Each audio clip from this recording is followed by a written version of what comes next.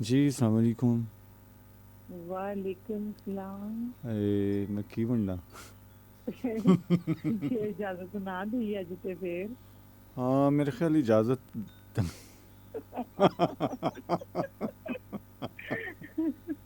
हाय बस इंज दे ही मामलात ने। ਹੁਣ ਤੇ ਹੁਣ ਤੇ ਲੱਤਾਂ ਬਾਹਾਂ ਤੇ ਸਾਰੀਆਂ ਦੇ ਨਾਲ ਨਾਲ ਜ਼ੁਬਾਨ ਵੀ ਥੱਕ ਗਈ। ਹਾਏ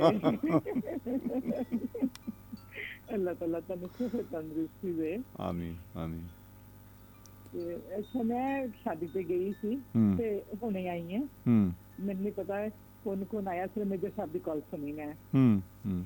ਤੇ ਮੈਨੂੰ ਤੇ ਇਹ ਅੰਦਾਜ਼ਾ ਸੀ ਕਿ ਤੁਸੀਂ ਅੱਜ ਨਹੀਂ ਕਰੋਗੇ ਨਾ, ਥੱਕੇ ਹੋਏ ਹਾਂ ਹੋਵੋਗੇ। ਕਾਫੀ ਦੋਸਤਾਂ ਨੂੰ ਇਹੀ ਅੰਦਾਜ਼ਾ ਸੀ ਤੇ ਲੇਕਿਨ ਫਿਰ ਦੋਸਤਾਂ ਦਾ ਖਿਆਲ ਵੀ ਤੇ ਹੈ ਸੀ ਨਾ।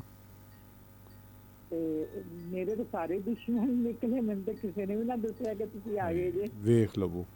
ਇਹ ਬਿਲਕੁਲ ਠੀਕ ਤੁਸੀਂ ਕਹਿ ਇਹ ਪਤਾ ਲੱਗ ਗਿਆ ਇਹਨਾਂ ਦਾ ਕਿੰਨਾ ਕੁ ਪਿਆਰ ਹੈਗਾ, ਕਿੰਨੀ ਕੁ ਤਵੱਜੋ ਹੈ ਨਾ।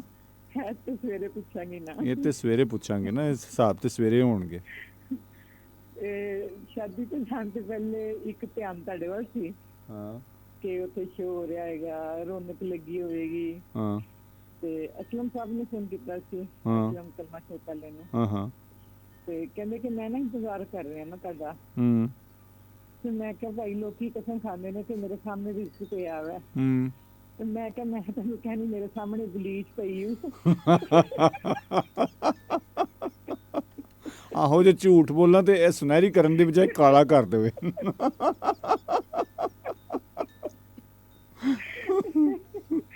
ਮੈਂ ਕਿਹਾ ਮੈਂ ਤਿਆਰ ਹੋ ਰਹੀ ਹਾਂ, ਮੈਂ ਕਿਸੇ ਨੂੰ ਝੂਠ ਨਹੀਂ ਬੋਲਦੀ। ਹਾਂ ਹਾਂ ਹਾਂ ਹਾਂ। ਤੇ ਇਹ ਤਾਂ ਸਭ कैसा ਰਿਹਾ ਫਿਰ?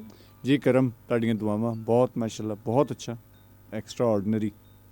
अच्छा चलो। हाँ और आखिरी सिंगर तक लोग सारे बैठे रहे।